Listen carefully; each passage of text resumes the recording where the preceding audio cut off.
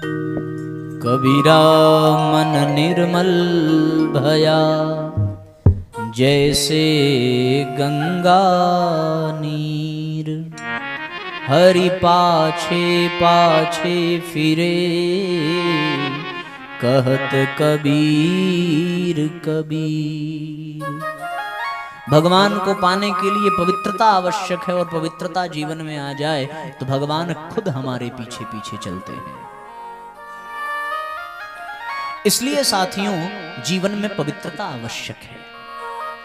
हम लोग पवित्रीकरण के पश्चात न्यास भी करते हैं। न्यास में हम अपने समस्त अंगों को स्पर्श करते हैं, नेत्रों को स्पर्श करते हैं, मुख को स्पर्श करते हैं, कर्णेंद्रिय को स्पर्श करते हैं, घ्राणेंद्रियों को स्पर्श करते हैं, अपनी भुजाओं अपनी जंघाओं को स्पर्श करते हैं। भाव यही है कि हमारी समस्त इंद्रियां पवित्र हो जाएं। और जीवन में जब पवित्रता आ जाती है तो जीवन में परमात्मा अपने आप आ जाते हैं। अच्छा, आप लोगों ने देखा भी होगा कि हम लोग बिना स्नान किए कभी अपना श्रृंगार नहीं करते। ऐसी उल्टी गंगा किसी घर में नहीं बहती होगी कि पहले क्रीम पाउडर लगा लिया, परफ्यूम लगा लिया, फिर गए नहाने। ऐसा तो होता नहीं। हम लोग पहले स्नान करते हैं और स्नान करने के पश्चात तब श्रृंगार करते हैं। उसी प्रकार साथियों, जीवन में पवित्रता आ जाए तो हमारे भीतर का अपने आप श्रृंगार हो जाता है। और भीतर का श्रृंगार हो जाए तो भगवान अपने आप खींचे चले आते हैं, फिर उनको बुलाना नहीं पड़ता। देवकी और वसुदेव के जीवन में पवित्रता थी तो उनको भगवान को बुलाना पड़ा हो ऐसी बात नहीं है। उनके पास भगवान खींचे चले आए। यशोदा ने भगवान को तो जन्म दिया नहीं था। आप ये कह सकते हैं कि देवकी तो मां थी इसलिए आए, पर यशोदा ने तो जन्म नहीं दिया था। वो यशोदा के पास खींचे चले गए। कौशल्या के पास भगवान खींचे चले गए। क्यों चले गए? शबरी के पास खींचे चले गए। शबरी बुलाए इसलिए भगवान गए, ऐसी बात नहीं है। शबरी ने कोई इनविटेशन नहीं दिया था, कोई अपना पता नहीं दिया था कि इसी रास्ते आइए। भगवान की गरज ले गई है शबरी माता के पास। क्यों ले गई? क्योंकि शबरी पवित्र है, और जब अंदर पवित्रता हो तो परमात्मा को बुलाना नहीं पड़ता। हम सब लोग भी आज से ठीक चौथे दिन जो है भगवान का जन्मोत्सव मनाएंगे। तो साथियों, अभी तो 4 दिन है भगवान के जन्मोत्सव में, तो 4 दिन हमारे लिए बहुत होते हैं। एक घड़ी आधी घड़ी, आधी में पुनि आध, तुलसी संगत साधु की कटे कोटि अपराध। इन 4 दिनों में हम अपने आप को निर्मल बना लें, पवित्र बना लें। ये बड़ा आसान है। हम नेत्रों को पवित्र बनाने के लिए दूसरों के दोष देखना बंद कर दें। कानों को पवित्र बनाने के लिए दूसरों की निंदा सुनना बंद कर दें। जिह्वा को पवित्र बनाने के लिए अपशब्द प्रयोग करना बंद कर दें। भुजाओं को पवित्र करने के लिए चोरी करना बंद कर दें। जंघाओं को पवित्र करने के लिए कुमार्ग पर चलना बंद कर दें। बस हो गया ये शरीर पवित्र। उसके बाद फिर अपने मन को भगवान के कीर्तन में, भगवान के भजन में, भगवान के चिंतन में लगा दें, तो ये हो गया मन पवित्र। पवित्रता बहुत सरल है, बहुत आसान है, लेकिन उनके लिए जो पवित्र होना चाहते हैं। जो नहीं होना चाहता उसके लिए तो फिर सब कुछ कठिन है। पवित्रता हो तो भगवान आते हैं। आप लोगों ने देखा, मैंने तो बाबूजी ऐसा मंगलाचरण कहीं नहीं देखा जैसा आपके यहाँ देखा। आपको भी थोड़ा कष्ट हो रहा होगा कि कार्यक्रम देर से प्रारंभ हो रहा है, पर समय सब चीज का निर्धारित है। हमारा तो मंगलाचरण पूरा भी नहीं हुआ तब तक एक माता जी ने भगवान जी को यहाँ पे ला करके स्थापित कर दिया। कुछ न कुछ तो पवित्रता हम लोग में होगी कि प्रभु बिना बुलाए चले आए। ये सौभाग्य है। यदि देखें तो फिर ये इत्तेफाक हो सकता है, पर उनके लिए जिनमें श्रद्धा नहीं है। हम तो श्रद्धा से भरे हैं, तो हमें तो यही अनुभव हो रहा है कि आपकी बड़ी कृपा है कि हमने थोड़े से मंत्र क्या पढ़े कि हमारे गोविंद अपने आप चल करके आ गए। चाहे उन्होंने आपको प्रेरणा दी होगी, चाहे जो रहा हो, ये तो वो जाने और आप जाने। हमें तो बस इतना पता कि हमने बुलाना प्रारंभ किया और भगवान ने आने में देर नहीं लगाई। वो तो साक्षात चले आए। कारण कुछ भी हो, अगर हम कारण ढूंढने बैठे तो बुद्धि कम पड़ जाएगी, कारण कम नहीं पड़ेगा। हो सकता है हमारे ऊपर हमारे राम जी की कृपा हो, वैसे भी भगवान शिव के ऊपर राम की कृपा होती है और राम के ऊपर शिव जी की कृपा होती है। तो आज बड़ा सौभाग्य है, एक तो हम लोग काशी के वासी, दूसरा संयोग ऐसा कि हमारे माँ बाप ने, हमारे घर वालों ने हमारा नाम भी भोले रखा। तो यदि ये राम है तो हम भोले से कम नहीं है। ये संयोग अनायास तो नहीं हो सकता। तो निश्चित रूप से हमारे ऊपर हमारे राम जी की कृपा, अब आपके ऊपर भोले जी की है कि नहीं ये आप जानिए, पर हम तो राम जी की कृपा से ऐसे धन्य हुए आज कि हमारे गोविंद हमारे सामने आ गए, बस 2-4 मंत्र मात्र पढ़ा था। कितना सुंदर संयोग है। अब हम ये नहीं कहते कि हमारे भीतर पवित्रता होगी। हमारे साथ तो मंच पर हमारे सारे भाई लोग मंत्र पढ़ रहे थे। हो सकता है हमारे संगीत वालों ने कोई ऐसा तान छेड़ दिया हो जो इनको रास आ गया हो सकता है हमारे पिताजी से कोई ऐसा गहरा भाव उठ गया हो जो ऐसा आ गया, हो सकता है हमारे आचार्य जी ने कोई ऐसा भाव प्रकट कर दिया कि भगवान को आने पर विवश होना पड़ा। पर लाभ तो अपने को ही मिला, बुलाया किसी ने भी, कारण कोई भी हो, आए हमारे पास हैं। इसलिए प्रभु को बार बार नमन करते हुए अपनी श्रद्धा व्यक्त करते हैं। बोलिए बांके बिहारी लाल की जय। तो जीवन में पवित्रता हो तो भगवान बिना बुलाए ही आ जाते हैं।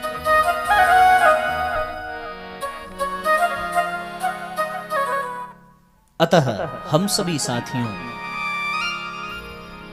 श्रीमद् भागवत महापुराण को केंद्र में रख करके भागवत रूपी ज्ञान यज्ञ से, भागवत रूपी सत्संग से अपने जीवन में पवित्रता का समावेश करें। गीता में भगवान ने कहा है, नहीं ज्ञानेन सदृशम पवित्रम महि विद्यते।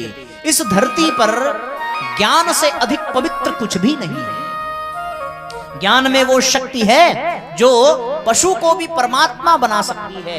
ज्ञान इतना पवित्र है, ज्ञान से पवित्रता बढ़ती है। और हम सब लोग ज्ञान यज्ञ कर रहे हैं। ये भागवत ज्ञान यज्ञ है। इस ज्ञान यज्ञ से हमारे जीवन में पवित्रता बढ़े और हमारे जीवन में परमात्मा का प्राकट्य हो। बस यही उद्देश्य होना चाहिए साथियों, यही कथा का सार है। वो पवित्रता मिल जाए तो जीवन धन्य बन जाता है।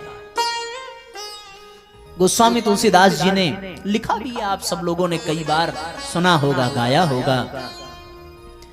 निर्मल मन जन सो मोहि पावा, निर्मल मन जन सो मोहि पावा, मोहि कपट छल छिद्र न भावा, मोहि कपट छल छिद्र न भावा, निर्मल मन जन सो मोहि पावा। निर्मल गाइए, सब गाइए। सो मोहि पावा, मोहि कपट छल छिद्र न भावा, मोहि कपट छल छिद्र न भावा। हो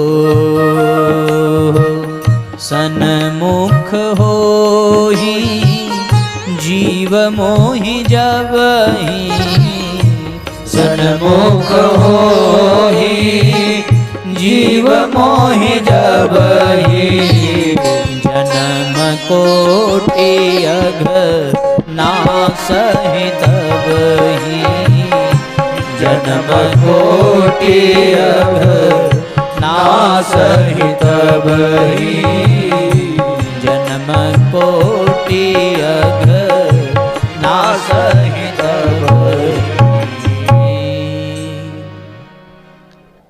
निर्मल मन जन सो मोहि पावा, यानी जो निर्मल है, मल से रहित है, वो मुझे पाता है। और मुझे कब पाएगा? जब वो मेरे सन्मुख होगा।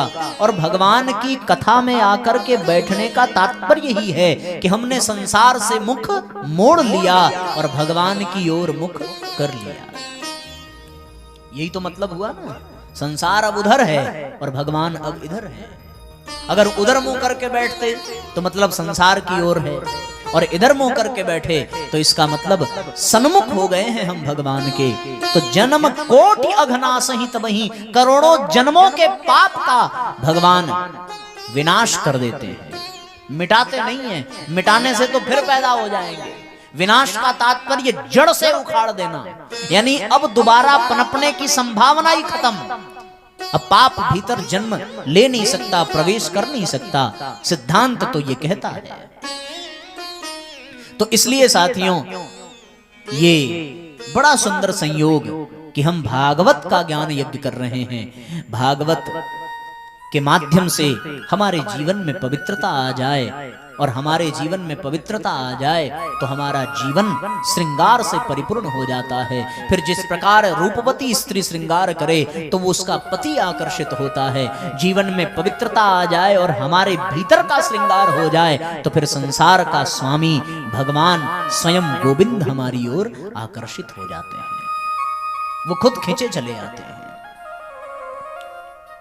मैं चिंतन कर रहा था कि भगवान के सन्मुख होने पर, भगवान की कथा सुनने पर, भगवान के अनन्य भाव प्रकट करने पर जो भीतर पवित्रता का समावेश होता है तो किस प्रकार हमारा श्रृंगार होता है। आप जरा सा इस बात का दर्शन करिए कि जब भगवान की कृपा से जीवन में पवित्रता आती है तो व्यक्ति सन्मार्ग पर कदम रखता है, और सन्मार्ग पर चलना ही उसके लिए नृत्य बन जाता है। सन्मार्ग पर चलना पड़ता है। जीवन में पवित्रता आ जाए तो वो कुमार्ग से हट जाता है, वो सन्मार्ग की ओर चलने लगता है। या यूं कह सकते हैं कि सन्मार्ग की ओर चले तब पवित्रता आती है। एक और बात साथियों, कि जिस प्रकार से हमारी माताएं, हमारी बहनें हाथों में कंगन पहनती हैं, उसी प्रकार जब जीवन में पवित्रता आ जाए तो फिर हमारे हाथों में भी सत्कर्म का कंगन आ जाता है। पवित्र व्यक्ति कभी दुष्कर्म नहीं कर सकता, हमेशा वो सत्कर्म ही करेगा। सन्मार्ग के घुंघरू उसके पैरों में बजते हैं, सत्कर्म के कंगन उसके हाथों में खनकने लगते हैं। और एक और बात साथियों, जिसके जीवन में पवित्रता आ जाए उसके होठों पर जैसे माताएं ओठलाली लगाती हैं, उसी प्रकार साथियों जीवन में पवित्रता आ जाए तो फिर ओठों पर प्रसन्नता की लाली छा जाती है। पवित्र व्यक्ति कभी उदास नहीं होता, पवित्र व्यक्ति कभी निराश नहीं होता, पवित्र व्यक्ति का चेहरा कभी उदास नहीं होता।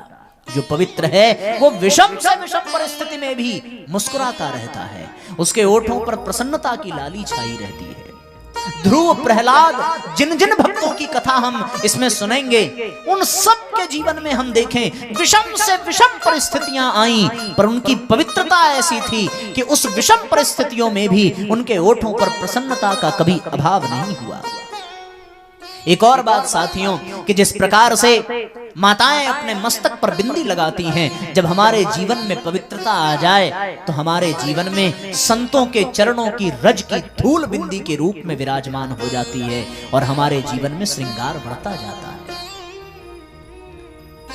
कुछ और श्रृंगार का आप नाम लीजिए।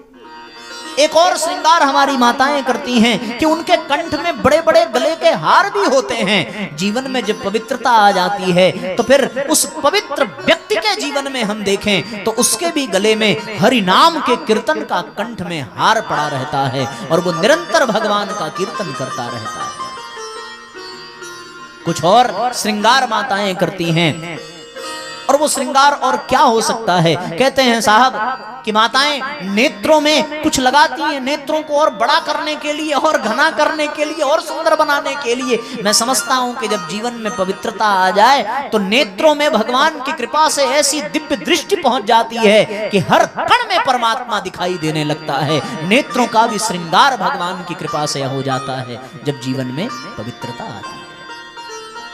आप विचार करके देखें। और माताएं क्या श्रृंगार करती हैं, कानों में वो कुंडल धारण करती हैं। मैं समझता हूं साथियों जीवन में जब पवित्रता आ जाए तो फिर हमारे कानों में भी भगवान के नाम संकीर्तन का, भगवान के भजन का कुंडल लटकने लगता है, और ये कान दुनिया की किसी निंदा को सुनना पसंद नहीं करते, केवल और केवल भगवान की कथा, भगवान का नाम और भगवान के गुणों को ही सुनना पसंद करते हैं। एक सबसे महत्वपूर्ण श्रृंगार है माताओं का कि जब माताएं श्रृंगार करती हैं तो सर्वप्रथम वो अपने मस्तक पर, अपने माथे पर सिंदूर धारण करती हैं।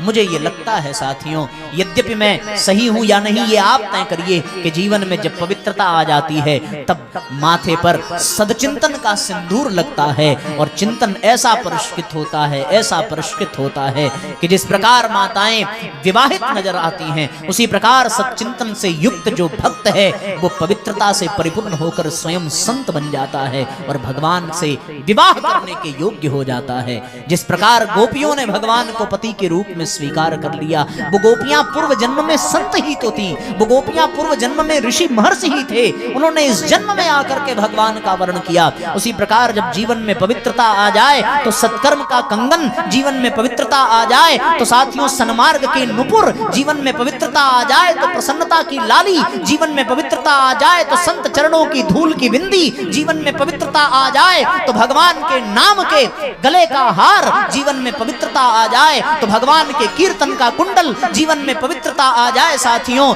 तो फिर बात ये बन जाती है कि माथे पर सच्चिंतन का सिंदूर लग जाता है और भगवान हमारी ओर खुद खिंचे चले आते हैं। इसलिए जीवन में पवित्रता का होना अत्यंत आवश्यक है। जब पवित्रता आती है तो फिर ज्ञान बढ़ता है, जब पवित्रता आती है तो फिर भक्ति बढ़ती है और जब पवित्रता आती है तो व्यक्ति अपने स्तर को ऊपर उठाता चला जाता है, वो परम पवित्र होकर के परमात्मा का आलिंगन प्राप्त करता है। इसलिए साथियों जीवन में पवित्रता होनी चाहिए। जीवन में तब हमें लक्ष्य की प्राप्ति होती है, परमात्मा की प्राप्ति होती है। हम कितने भी बड़े निर्बल हों, हम कितने भी बड़े निर्धन हों, हम कितने भी बड़े बुद्धिहीन हों, हम कितने भी बड़े प्रभावहीन हों, पर यदि जीवन में पवित्रता है तो सब कुछ हमें प्राप्त हो जाएगा। और यदि जीवन अपवित्र है, और ध्यान रहे पवित्रता का शब्द में शरीर से नहीं बल्कि विचारों, भावनाओं, चिंतन, चरित्र, व्यवहार से उसका संबंध है। पवित्रता भी 3 प्रकार की होती है, इस बात का ध्यान रखिएगा। पवित्रता के भी बाबूजी 3 स्तर हैं। एक है व्यवहार की पवित्रता, और एक है विचार की पवित्रता, और एक है संस्कार की पवित्रता। व्यक्ति की जो पवित्रता की यात्रा प्रारंभ होती है, अभी कुछ दिन पहले हम लोगों ने शिष्य संजीवनी पुस्तक का स्वाध्याय किया, उसमें एक अध्याय आया व्यवहार की पवित्रता, विचार की पवित्रता और संस्कार की पवित्रता। ये 3 प्रकार की पवित्रता होती है। संसार में सफल होने के लिए व्यवहार की पवित्रता होनी चाहिए, जीवन में सफल होने के लिए विचार की पवित्रता होनी चाहिए, और परमात्मा को पाने के लिए संस्कार की पवित्रता होनी चाहिए। ये तीनों पवित्रता आवश्यक है। हो सकता है अभी आपको लग रहा हो कि जिस विषय की मैं चर्चा कर रहा हूं ये विषय भागवत में नहीं है, हमें तो भागवत कथा सुननी थी, आप क्या सुनाने बैठे। पर जो मैं सुनाना चाहता हूं उसकी एक भूमिका तैयार कर रहे हैं साथियों, इसलिए बहुत गंभीरता से सुनिएगा। एक शब्द, एक पंक्ति भी अगर मिस हो गई तो पूरा खेल बिगड़ जाएगा। इसलिए बहुत गंभीर होकर के, बहुत गहराई से एक एक बात को सुनते समझते चलिएगा। हम आपको ऐसा चिंतन परोस रहे हैं, संभवतः आपने कभी विचार नहीं किया होगा, कभी कहीं से मिला नहीं होगा। पूज्य गुरुदेव की कृपा से बिल्कुल ताजा पका पकाया पहला आपको परोसा जा रहा है। आज तक इस विषय की चर्चा हमने इसके पूर्व कभी किसी प्रवचन में नहीं की है। ये आपके लिए रचा गया, ये आपके लिए पकाया गया और अब आपके सामने परोसा जा रहा है। इसलिए बहुत गहराई से आप इसको स्वीकार करिएगा। तो मैं निवेदन ये कर रहा था कि जीवन में 3 प्रकार की पवित्रता होनी चाहिए। अभी तक तो पवित्रता की महिमा गाई कि जीवन में पवित्रता आ जाए तो व्यक्ति का श्रृंगार हो जाता है, और श्रृंगार हो जाए तो परमात्मा खुद खिंचा चला आता है। तो पवित्रता भी 3 तरह की होती है ना। श्रृंगार भी तो कई तरह के होता होगा कि नहीं होता, आप लोग तो और अच्छे से जानते होंगे। जब आप ब्यूटी पार्लर जाते होंगे तो आजकल थोड़ा थोड़ा हमें भी अनुभव, जब से विवाह हो गया ना तब से हमें भी अनुभव हो रहा है कि किस प्रकार का श्रृंगार वाला वो हमारी श्रीमती जी ने जाकर के मोबाइल नंबर दे दिया तो वो पूरा पैकेज देते हैं। करवा चौथ के मेकअप का उनका पूरा आता है, पूरा प्लानर होता है कि इतने में इतना होगा और इतने में इतना होगा, और बड़ा बढ़िया व्यवस्थित तरीके से वो पूरा डिटेल भेजते हैं व्हाट्सएप पर कि आपको ये इतने पैकेज में मिलेगा। तो उसी तरीके से हमारे यहाँ की जो पवित्रता है वो 3 पैकेज वाली है, 3 स्तर की है। पहला व्यवहार की पवित्रता, दूसरा विचार की पवित्रता और तीसरा संस्कार की पवित्रता। हमने प्रारंभ में एक चर्चा की थी स्थूल शरीर, सूक्ष्म शरीर और कारण शरीर। तो स्थूल शरीर के लिए व्यवहार की पवित्रता, सूक्ष्म शरीर के लिए विचार की पवित्रता और कारण शरीर के लिए संस्कार की पवित्रता। 3 प्रकार की पवित्रता चाहिए, क्योंकि हम 3 चीजों से जुड़े हैं। किससे जुड़े हैं? एक तो जीव हम, दूसरा जिस जगत में रह रहे हैं वो जगत, और तीसरा जिसने हमें बनाया वो जगदीश। तो 3 हुए ना, जीव, जगत और जगदीश। तो जगत के लिए व्यवहार की पवित्रता, जगदीश के लिए संस्कार की पवित्रता और जीव के लिए विचार की पवित्रता। ये तीनों 3 प्रकार की होती है। जिस गायत्री मंत्र के विस्तार के रूप में ये श्रीमद् भागवत महापुराण लिखा गया, गायत्री मंत्र में 24 अक्षर हैं और श्रीमद् भागवत 24 अवतारों की कथा कहकर के सुनाता है। तो एक एक अक्षर में एक एक अवतार की कथा है। उसी प्रकार गायत्री मंत्र का 12वां अक्षर जो है वो हमें पवित्रता का संदेश देता है। यतः पवित्रतायाम ही राजतेति प्रसन्नता, जहां पवित्रता है वहां प्रसन्नता विराजमान रहती है। इसलिए पवित्रता 3 प्रकार की हमारे जीवन में होनी चाहिए। जीव के लिए विचारों की पवित्रता, जगत के लिए व्यवहार की पवित्रता और जगदीश के लिए संस्कार की पवित्रता।